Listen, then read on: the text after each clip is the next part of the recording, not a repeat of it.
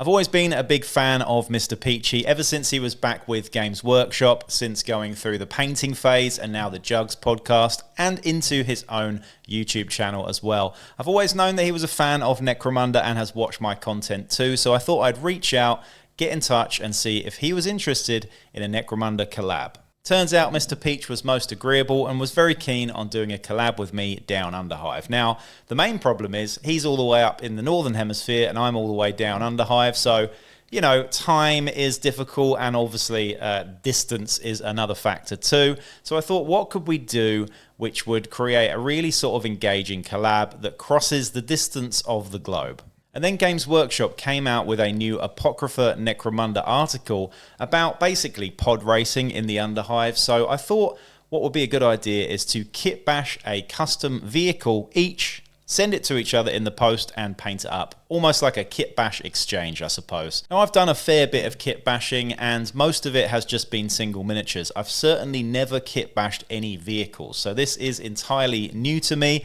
So we'll see how we go with this one, but I'm just going to rummage through my bits box and see what we can find and try and make an awesome looking vehicle for Peachy. So here we are. Warhammer community released a document for Apocrypha Necromunda not so long ago, and this was all about Underhive racing. Now, I will say I've not been a huge fan of the Ash Waste vehicle rules overall, and I don't tend to play them in sort of campaigns much, but as soon as I saw the rules for the Apocrypha Necromunda, racing, like pod racing in the Underhive, awesome idea. I've wanted this for quite a while, and I thought, you know, all of those episodes of Blue Peter as a child sort of got my mind sort of reeling as to what I could do with building my own sort of custom vehicle for the Underhive racing.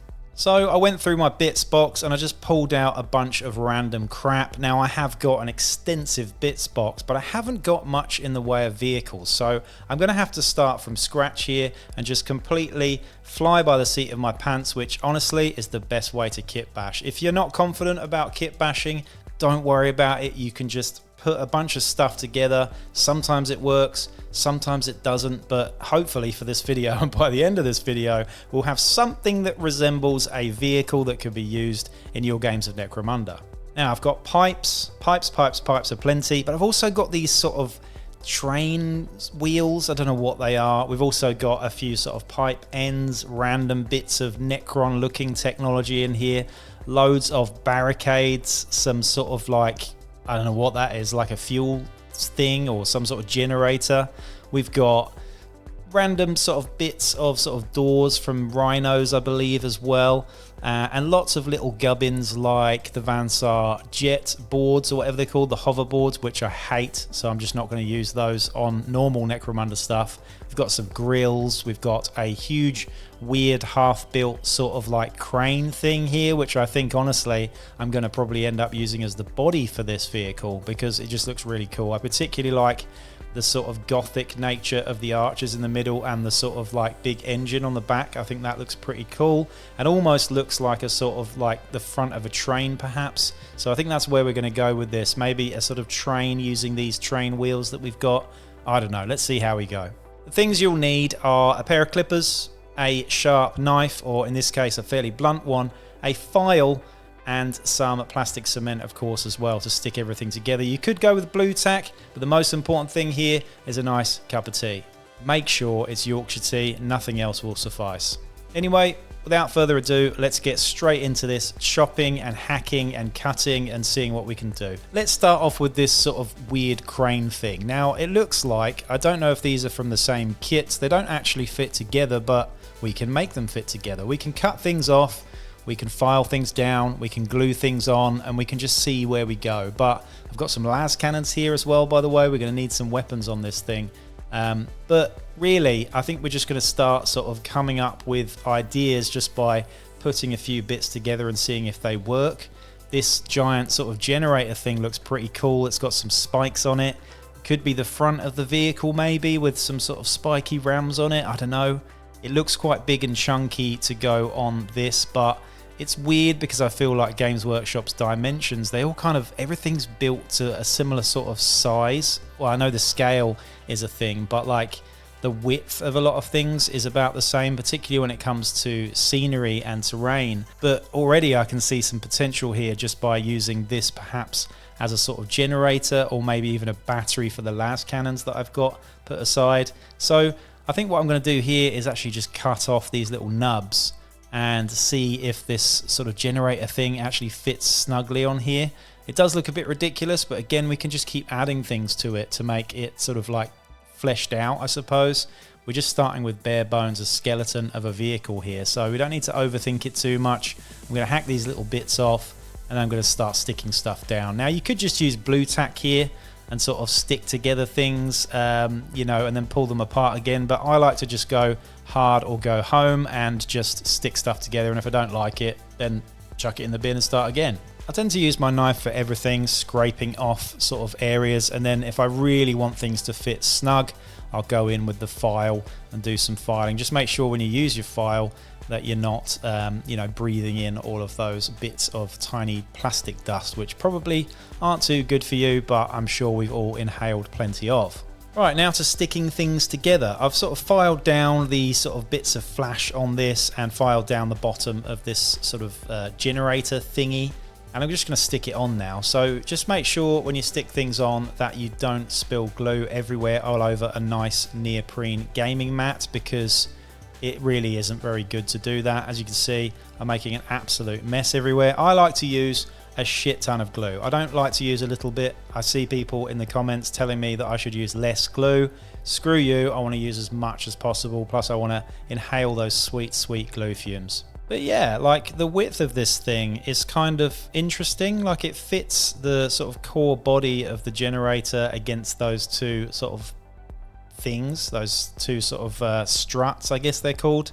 And you know, you need to hold things in place and move it around a little bit, but you know, while that's gluing, it's not going to take very long, and then we can sort of sit back and take a look at it and see if it works. Make sure you don't let your tea go cold. And then we're going to move on to the next bit, the wheels. Now, I couldn't find any wheels in my bits box at all because honestly, I haven't done too many vehicles, as you can probably tell already. These tracks though, I think they're either from the same kit or something similar, because they're just sort of about the right size and they just look really cool. And having a sort of like land train, I think is a cool idea. Even in a race, it will go very fast in one direction, I suppose, but might not be able to turn very well. But anyway, we're going to chop off the sort of flash along the top of these wheelie things and see if it fits along the bottom of the sort of vehicle that we're starting to build. Now here's where you're going to need to take your file. You could use sandpaper, by the way. It's probably actually easier, but this little needle file is pretty good as it's the perfect width of this, and I can get a nice flat smooth plane to glue stuff to.